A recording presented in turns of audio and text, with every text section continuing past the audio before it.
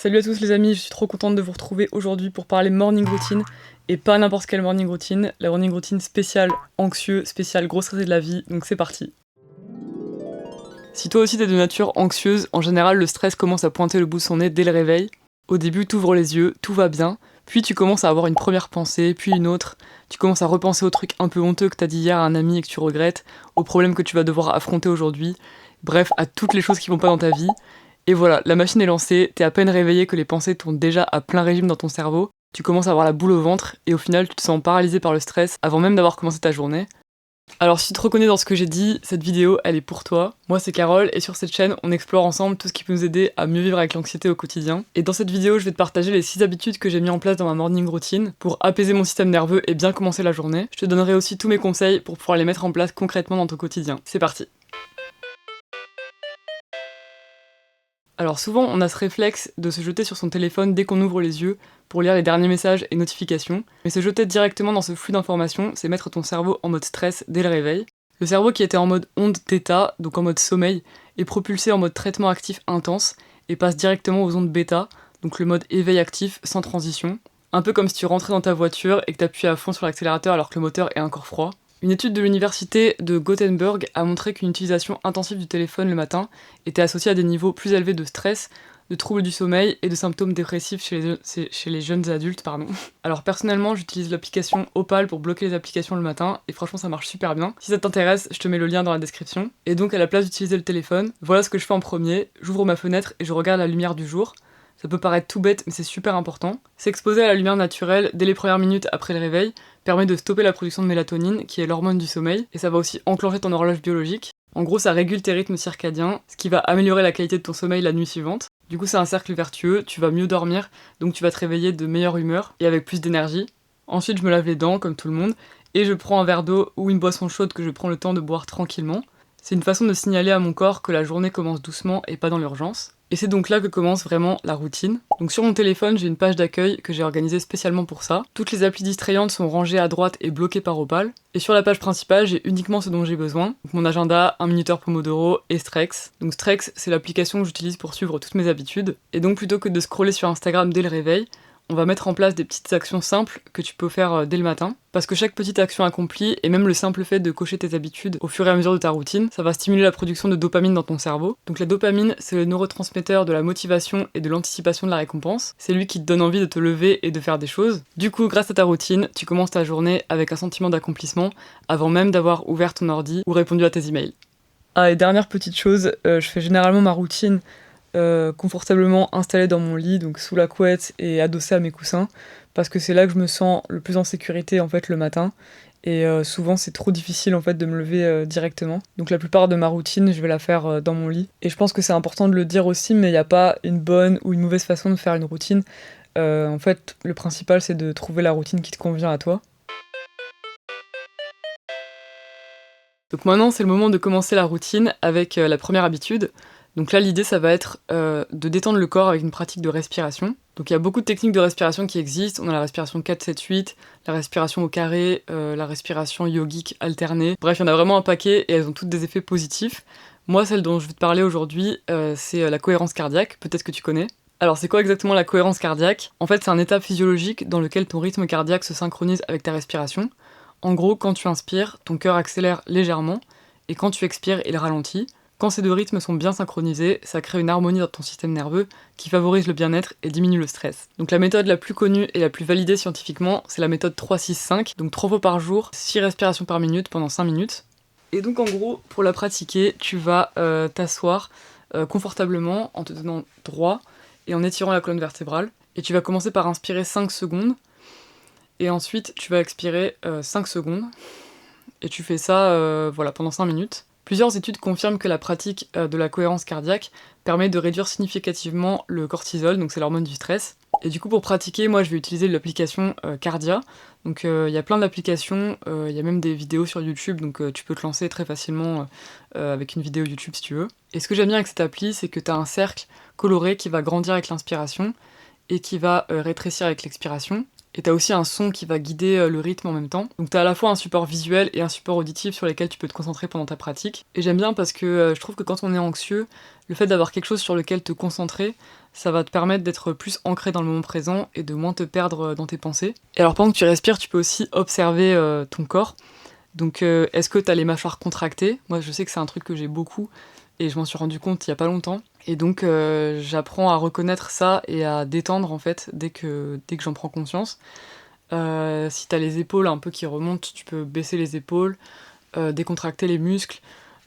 Si t'as les poings serrés aussi, détends les mains, donc mets tes mains en position ouverte par exemple.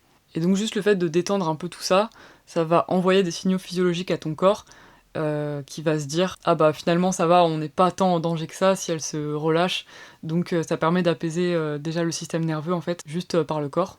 Et une fois que j'ai terminé ma pratique, c'est là que je sors mon application Strex, où j'ai noté en fait toutes les habitudes de ma routine matinale. Donc il y a peut-être d'autres applications qui font ça, mais en tout cas moi c'est celle que j'utilise et je la trouve très bien. Et donc sur cette appli, tu peux créer toutes les habitudes que tu veux, leur mettre l'icône et le titre de ton choix, et déterminer combien de fois tu veux les réaliser par jour ou par semaine. Tu peux aussi ajouter un minuteur, par exemple 5 minutes pour la cohérence cardiaque, ou un nombre de fois que tu veux le faire dans la journée, par exemple pour la cohérence cardiaque, tu peux le faire 3 fois par jour du coup. Donc tu le feras une fois le matin, une fois le midi, une fois le soir par exemple. Et donc là, je maintiens mon doigt appuyé sur l'icône qui correspond à la respiration pour valider l'action. Et du coup, il me restera les 2 fois à faire dans la journée.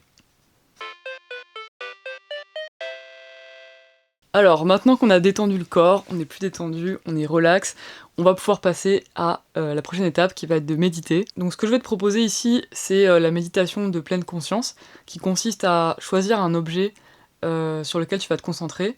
Donc là, on va parler de la respiration par exemple, mais ça peut être autre chose, ça peut être les bruits que tu entends à l'extérieur, ça peut être des sensations dans le corps. La respiration, c'est pas mal pour commencer, c'est le plus simple, je pense. Et donc en fait, tu vas te concentrer dessus pendant toute la séance. Donc pour commencer, tu vas t'installer confortablement, un peu comme la cohérence cardiaque.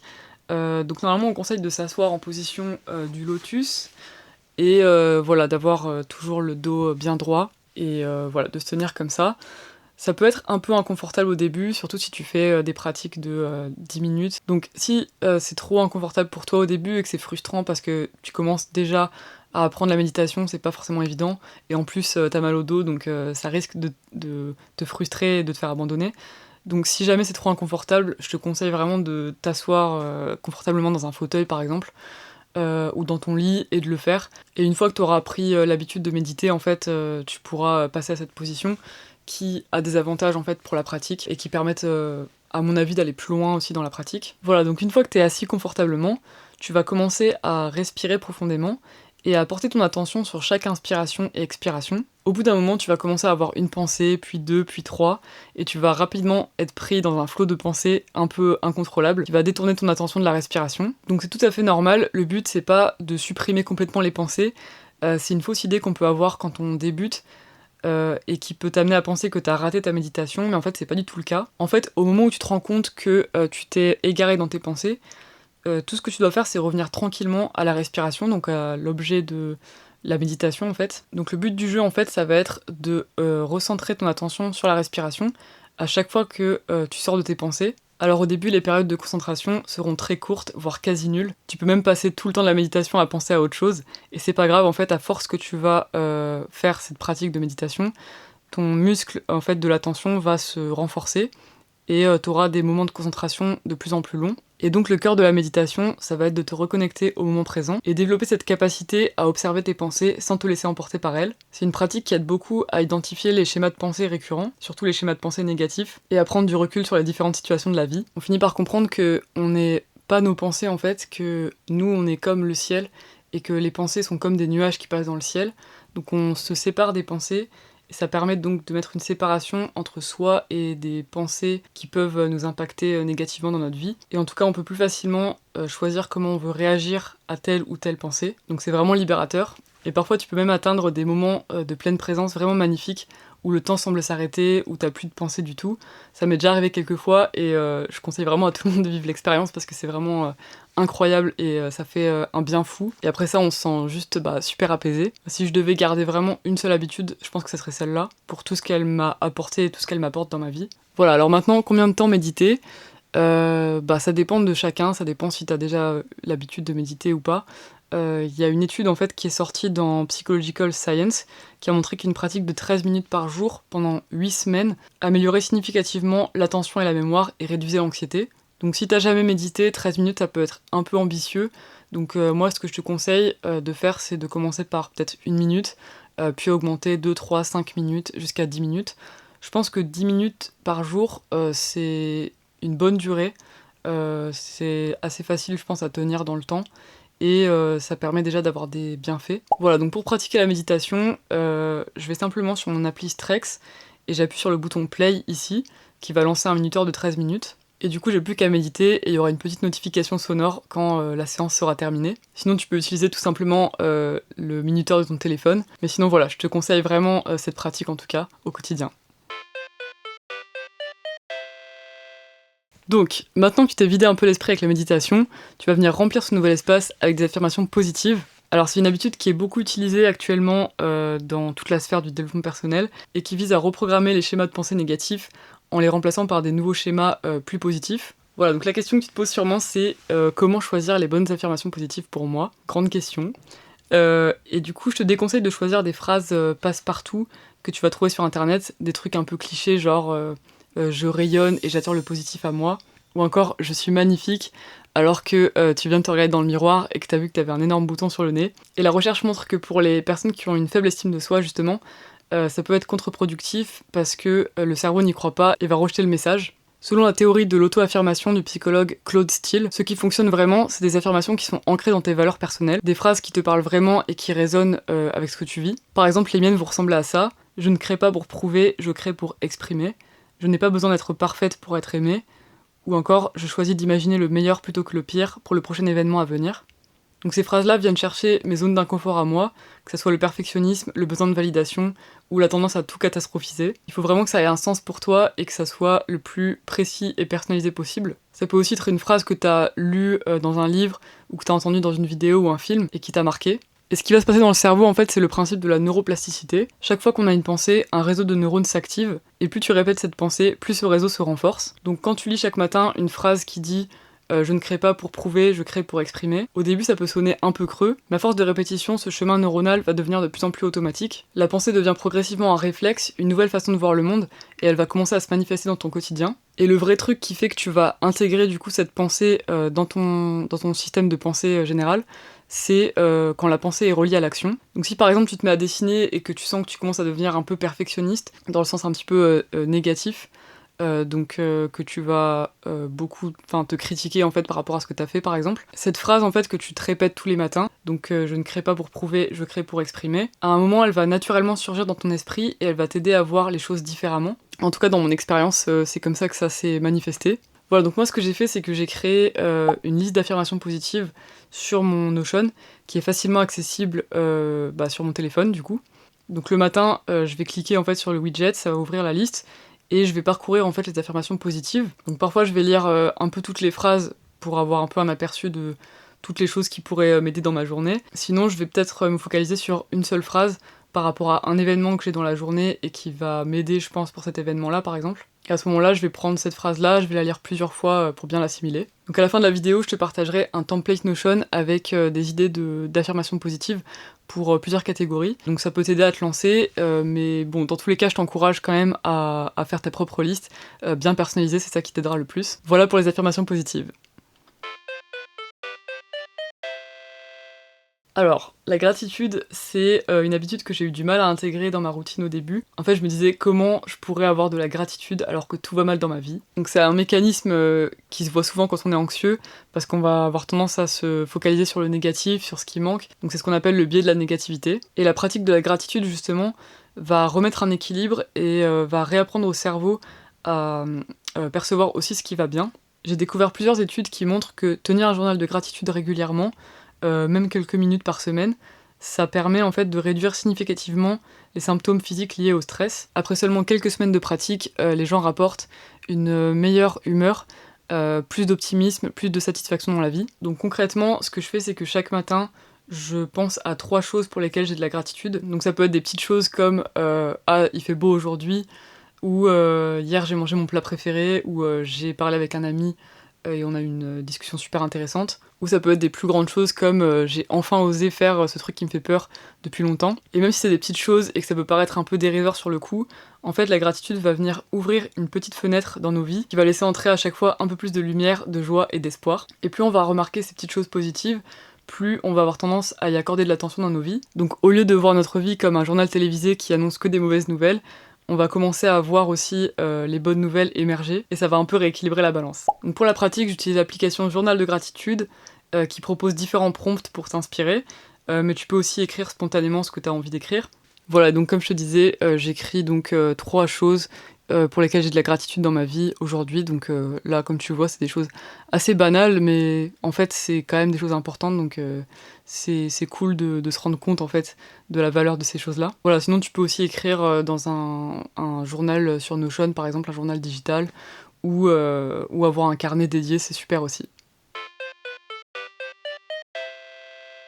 Alors la dernière étape de ma routine, c'est le mouvement. Alors l'idée ici, c'est pas de faire une séance de sport hyper intense dès le matin, sauf si c'est quelque chose que tu as l'habitude de faire. Ce que je te propose ici, c'est plutôt de réveiller ton corps en douceur pour faire circuler l'énergie et sortir un petit peu du mental. Les pratiques de mouvement doux comme le yoga sont particulièrement bien documentées pour ça. Des études montrent que le yoga active le système nerveux parasympathique, qui est le système du repos et de la récupération, à l'opposé du mode alerte dans lequel l'anxiété nous maintient en permanence. Une étude de 2007 a montré qu'une session de yoga permettait d'augmenter de 27% la production de GABA, donc c'est un neurotransmetteur qui est directement lié à la réduction de l'anxiété et la nervosité. Moi personnellement j'aime bien la salutation au soleil, donc c'est une séquence de mouvements qui vient du Hatha Yoga, et donc qui alterne plusieurs postures, et voilà, le tout en respirant profondément. Je trouve que c'est parfait pour réveiller progressivement l'ensemble du corps en douceur. Parfois aussi je vais mettre par exemple de la musique douce, et je vais danser dessus, donc je vais pas faire des mouvements de fou, mais juste faire des mouvements lents en fait en suivant la musique. En soi, tu peux choisir l'activité que tu veux, le but ça va juste être de te reconnecter à ton corps, de bouger pendant quelques minutes, de respirer en même temps, voilà, donc de réveiller un peu ton corps en douceur. Si t'es un peu perdu et que tu sais pas par où commencer, regarde sur YouTube, tu tapes séance d'étirement de 5 à 10 minutes, donc étirement, yoga, un peu tout ça. Et voilà, tu peux en tester plusieurs et garder dans ta routine celle que tu préfères. Alors, on a fini de voir les 6 habitudes, mais j'avais envie d'en rajouter une petite dernière pour la route. C'est un peu un bonus parce que c'est pas une étape que je fais tous les matins, mais quand je le fais, je trouve que l'effet est vraiment puissant. Et en fait, c'est l'écriture. Donc l'écriture, c'est un outil thérapeutique qui est sérieusement étudié depuis les années 80. Le psychologue James Pennebaker, de l'Université du Texas, a mené des dizaines d'études sur ce qu'il appelle l'écriture expressive. Son protocole de base, c'est d'écrire 15 minutes par jour sur ses pensées et émotions profondes, et les résultats sont vraiment bluffants. Les personnes qui pratiquent consultent moins souvent les médecins, ont un système immunitaire plus fort, rapportent moins d'anxiété et une meilleure humeur, juste en écrivant et en mettant des mots sur ce qu'ils ressentent, et sans chercher à performer ou à écrire quelque chose de beau. Voilà, donc moi j'écris sur un journal de bord que j'ai créé sur Notion, et j'ai mis en place un système de tags par émotion que j'ajoute à chaque journal que j'écris, par exemple la joie, l'anxiété, la colère ou encore la tristesse. Ça me permet de nommer un peu aussi mes émotions, donc mes ressentis au début de la journée. Tu peux aussi faire l'écriture quand tu veux dans la journée ou à la fin de la journée. C'est pour ça que moi j'aime bien en fait écrire quand je ressens le besoin d'écrire et pas forcément m'obliger à écrire le matin par exemple. Et du coup le fait de mettre des tags d'émotions, ça me permet en fait de temps en temps de revoir mes journaux et de voir apparaître des patterns. Par exemple je me rends compte que quand je me sens bien et confiante, en général, c'est parce que j'ai osé faire un truc qui me faisait peur, ou au contraire, ça peut me permettre d'identifier des types de comportements qui me tirent vers le bas. Donc par exemple, quand j'évite des choses, quand je vais procrastiner à faire cette vidéo par exemple. Et du coup, je trouve que c'est vraiment un outil super intéressant pour apprendre à se connaître. Donc voilà, n'hésite pas à l'ajouter à ta routine, que ça soit le matin ou le soir.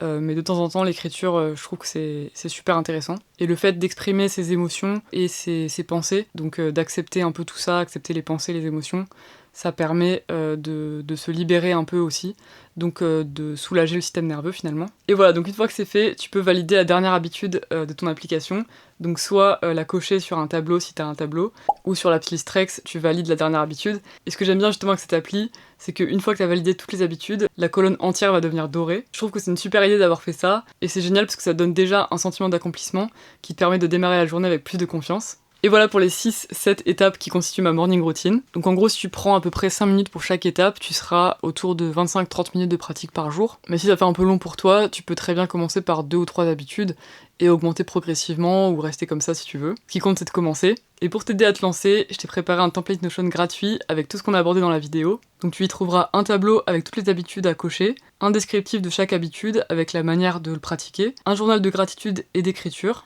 Donc il te suffit d'ajouter une entrée à chaque fois et ça va créer un nouveau journal. Je t'ai mis aussi le système de tag par émotion, où tu pourras choisir l'émotion qui correspond à ton humeur du jour. Je t'ai mis aussi des idées d'affirmations positives par catégorie, et aussi toutes les applications dont j'ai parlé dans la vidéo et que je te recommande. Donc c'est un template qui peut être bien si tu veux quelque chose d'un peu centralisé au début. Tu peux même y accéder sur ton téléphone. Donc par exemple si le matin t'es dans ton lit, t'as juste ton téléphone, tu cliques directement sur Notion et t'accèdes au template Notion et du coup t'as juste la liste des habitudes à suivre avec les affirmations positives, etc. Et du coup tu peux tout faire à partir d'un seul espace. Voilà, donc si ça t'intéresse, le lien pour y accéder est dans la description de la vidéo. Alors avant de conclure, j'aimerais te dire un truc important, surtout si t'es quelqu'un qui stresse beaucoup au quotidien. Quand on est anxieux chronique, on a tendance à chercher des solutions rapides pour se débarrasser du stress, et donc le risque avec une routine comme celle-là, c'est de se dire « Ah, j'ai fait mes 5 minutes de respiration, pourquoi je me sens pas mieux là tout de suite ? C'est que j'ai mal fait, ou que ça marche pas, voilà. » Mais en fait, ces habitudes, il faut pas les voir comme des quick fix, donc des pratiques qui élimineraient le stress directement, mais plus comme des actions long terme. Tu mets en place des habitudes qui apaisent le système nerveux sur le long terme, et les effets vont s'accumuler dans le temps. Donc certains jours, tu finiras ta routine et tu te sentiras exactement pareil qu'avant, et c'est normal, ça fait partie du processus. Donc ce qui compte autant que les pratiques elles-mêmes, c'est l'état d'esprit dans lequel tu les fais. De pas te dire « je dois absolument me débarrasser de cette anxiété tout de suite », mais au contraire de l'accueillir et d'observer ce que tu ressens sans te juger. Accepter que l'anxiété soit là ce matin, et faire quand même ta routine parce que tu sais que ça va avoir un effet sur le long terme. Et d'ailleurs, je pense que je ferai une vidéo sur le sujet parce que je trouve que l'acceptation, c'est vraiment la clé qui m'a aidé à diminuer drastiquement mon anxiété ces derniers mois, mais de manière assez naturelle et sans chercher justement à l'éliminer, à l'arrêter, à la surmonter, à la combattre, mais vraiment l'accepter. Voilà, donc je pense que je ferai une vidéo sur le sujet si ça t'intéresse. Voilà, donc merci d'avoir regardé la vidéo. J'espère que cette routine matinale va pouvoir t'inspirer et qu'elle va pouvoir t'aider à te sentir mieux au quotidien. Si mon contenu t'a aidé, n'hésite pas à mettre un like ou à t'abonner, ça m'aiderait vraiment à faire connaître la chaîne. Prends soin de toi et je te dis à très vite pour la prochaine vidéo. Ciao!